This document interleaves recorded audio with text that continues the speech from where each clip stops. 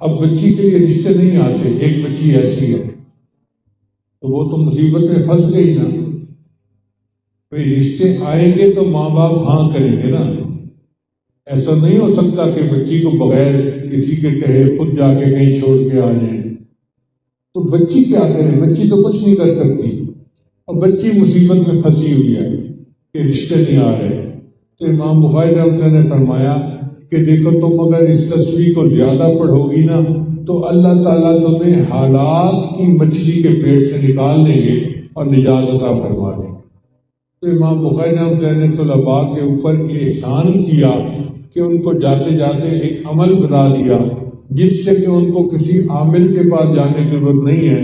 وہ سبحان اللہ کثرت کے ساتھ پڑھیں گے، تسبیح پڑھیں گے، اللہ تعالیٰ ان کی مصیبتوں کو دور کرتے رہیں گے اور ان کو نجات عطا فرما دیں گے. مگر کئی مرتبہ لوگوں کے کام اٹکے ہوئے ہوتے ہیں. رشتہ آتا ہے، دوبارہ رابطہ نہیں کرتے. ڈیل ہوتی ہے، ہوتے ہوتے رک جاتی ہے. تو دوست احباب شکوے کرتے ہیں جی ہمارے کام پورے نہیں ہوتے، اٹک جاتے ہیں. اور پھر وہ کسی کے پاس جاتے ہیں، عملیات والوں کے پاس، تو ان کا تو چونکہ کاروبار ہے، انہوں نے پیسے کمانے ہوتے ہیں، تو وہ سمپل جواب دیتے ہیں جی کسی نے لگتا ہے تمہارا رزق باندھ دیا ہے، کسی نے تمہارا رشتہ باندھ دیا ہے. اور ہم اس کو بلیو کر لیتے ہیں. بھئی اللہ کسی کو دینا چاہے تو کون اس کو باندھ سکتا ہے؟ کیوں کسی کو چھوٹا خدا بناتے ہو؟ کوئی کسی کا رزق نہیں باندھ سکتا، کوئی کسی کا رشتہ نہیں باندھ سکتا. ہمارا ایک ہی خدا ہے، اس کے کام کو کوئی روک ہی نہیں سکتا. خواہ مخواہ اپنا عقیدہ بھی خراب اور اپنا عمل بھی خراب.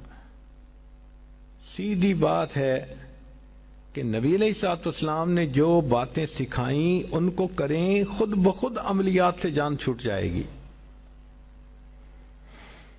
چنانچہ عورتیں اکثر پوچھتی ہیں جی کہ میرا رشتہ اچھا ہو جائے، بیٹے کو جاب مل جائے، بہو کا ویزا رکا ہوا ہے، فلاں کام اٹکا ہوا ہے. تو بھئی اٹکے ہوئے کاموں کے لیے عمل نبی علیہ السلام کے مبارک زبان سے ابو داؤد شریف کی روایت ہے. نبی علیہ السلام نے فرمایا جو مومن صبح و شام 7 مرتبہ اس دعا کو پڑھے گا اللہ تعالیٰ اس کے ہر ادھورے کام کو پورا فرما دے گا. اور وہ کیا ہے؟ حسبی اللہ لا الہ الا ہو علیہ توکلت وہو رب العرش العظیم. بعض لوگوں کو رزق کی تنگی کے بڑے شکوے ہوتے ہیں اور ان کے دل پہ فاقے کا خوف رہتا ہے، ڈر رہتا ہے،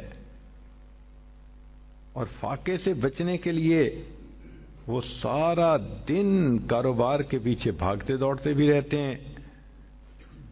سنیے، ابو نعیم کی روایت ہے، ابن ابی شیبہ نے بھی اس کو لکھا کہ نبی علیہ الصلوۃ والسلام نے ارشاد فرمایا جو شخص اس دعا کو پڑھے گا اللہ اس سے 70 مصیبتیں دور کریں گے جن میں سب سے چھوٹی مصیبت اس کا فاقہ ہوگا.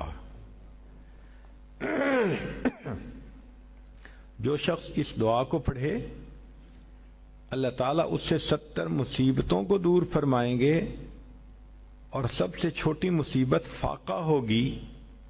اور وہ فقرہ ہے لا حول ولا قوت الا باللہ لا ملجأ ولا منجأ من اللہ الا الیک. کئی مرتبہ انسان غمزدہ ہوتا ہے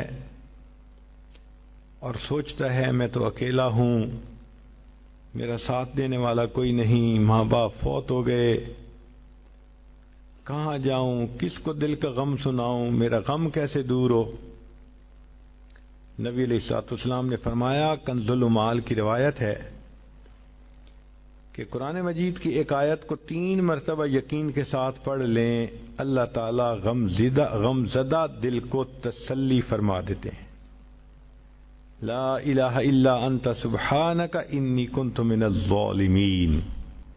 کتنی مختصر سی آیت ہے اور اکثر بچیوں کو یاد بھی ہوتی ہے. اس آیت کو 3 مرتبہ پڑھنے پر اللہ تعالیٰ انسان کی سیڈنس ختم کر دیتے ہیں، غم ختم کر دیتے ہیں، دل کو خوشی عطا فرما دیتے ہیں. کئی لوگوں کو دیکھا کہ بیمار ہوتے ہیں، کبھی ہسپتال کا چکر، کبھی ڈاکٹر کے پیچھے. تو نبی علیہ الصلوۃ والسلام نے ایک حدیث پاک میں فرمایا، اس حدیث کو مسند احمد نے روایت کیا اور طبرانی نے روایت کیا کہ جو شخص فجر کے بعد 3 مرتبہ یہ دعا پڑھ لے، اللہ 4 مرضوں سے اس کو نجات عطا فرما دیتے ہیں. امید ہے کہ مستورات توجہ سے یہ بات سنیں گی اور اس کی اہمیت کو ذرا سمجھیں گی کہ جو شخص فجر کے بعد 3 مرتبہ یہ آیت پڑھ لے تو اللہ تعالیٰ اس کو 4 بڑے بڑے مرضوں سے بچائیں گے. نمبر 1، پاگل پن. اگر کوئی آدمی مینٹلی ان بیلنسڈ ہو، ریٹارڈڈ ہو،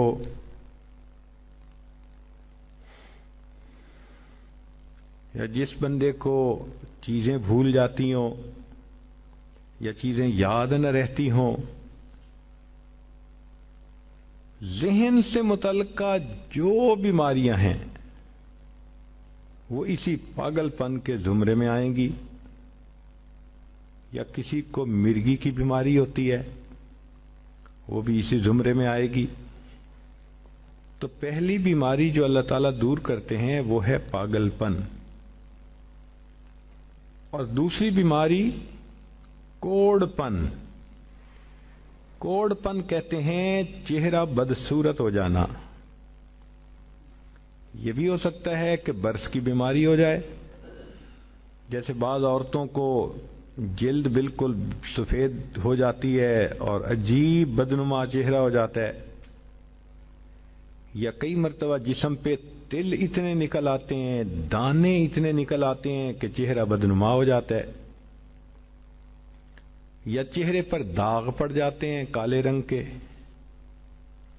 تو چہرے پہ داغ پڑیں، چہرے پہ دانے بنیں، یا چہرے پہ برس کے نشان پڑیں، کوئی بھی چیز ہوگی وہ اسی کوڑ پن کے زمرے میں شامل ہوگی جس سے کہ چہرہ انسان کا بدصورت ہوتا ہو.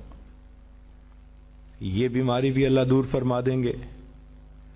اب جن بیچاریوں کو بیوٹی پارلر پہ جانے کا شوق رہتا ہے اور اپنے فیس پہ پتہ نہیں کیا کیا پروسیس وہ کرواتی ہیں، تو ان کو تو چاہیے کہ وہ اس آیت کو یا اس فکرے کو بار بار پڑھیں تاکہ اللہ تعالیٰ ان کے چہروں کی خوبصورتی دیر تک سلامت رکھیں. اور تیسری چیز ہے اندھا پن. اندھے پن سے مراد یہ کہ آنکھوں کی بینائی ہی چلی گئی، یا آنکھوں میں موتیا بند آ گیا، یا آنکھوں پہ اینک لگانی پڑ گئی. یہ سب ایک ہی بیماری کی تفصیلات ہیں. تو جن کی نظر کمزور وہ بھی پڑھ سکتی ہیں، یا جن کو لینز لگانے پڑتے ہیں، کنٹیکٹ لینز صحیح یا کوئی اور، اس مصیبت سے بھی جان چھوٹ گئی. اور جن کی بینائی چلی گئی اللہ ان کے لیے بھی آسانیاں فرما دیتے ہیں. تو پاگل پن کی بیماری ختم، کوڑ پن کی بیماری ختم، اندھے پن کی بیماری ختم، اور چوتھا فرمایا فالج کی بیماری ختم. فالج ایک تو ہوتا ہے کہ انسان کا ہاتھ یا پاؤں کام ہی نہ کریں، اور ایک یہ بھی ہوتا ہے کہ اتنی ویکنس کہ عورت کہتی ہے مجھ سے تو کھڑا ہی نہیں ہوا جاتا، میرے پاؤں سن ہو جاتے ہیں، میرے ہاتھ سن ہو جاتے ہیں. یہ ساری چیزیں کمزوری اور فالج کی ابتدائی سٹیجز ہیں. تو یہ سب چیزیں ٹھیک ہو جاتی ہیں. اب بتائیں کہ اتنی بڑی بڑی بیماریوں سے جس بندے کو بچنے کی خوشخبری مل رہی ہو، تو وہ تو پھر اس عمل کو کیے بغیر رہ ہی نہیں سکتا. اور یہ عمل دیکھو چھوٹا کتنا ہے. وہ جو فکرہ فرمایا حدیث میں وہ ہے سبحان اللہ العظیم و بحمدہ ولا حول ولا قوت الا باللہ. اتنا سا فکرہ پڑھنے پر اللہ چہرہ بھی پر نور بنا دیتے ہیں، میموری بھی تیز کر دیتے ہیں، اللہ تعالیٰ بینائی بھی تیز کر دیتے ہیں، اور اللہ تعالیٰ جسم میں طاقت بھی بھر دیتے ہیں.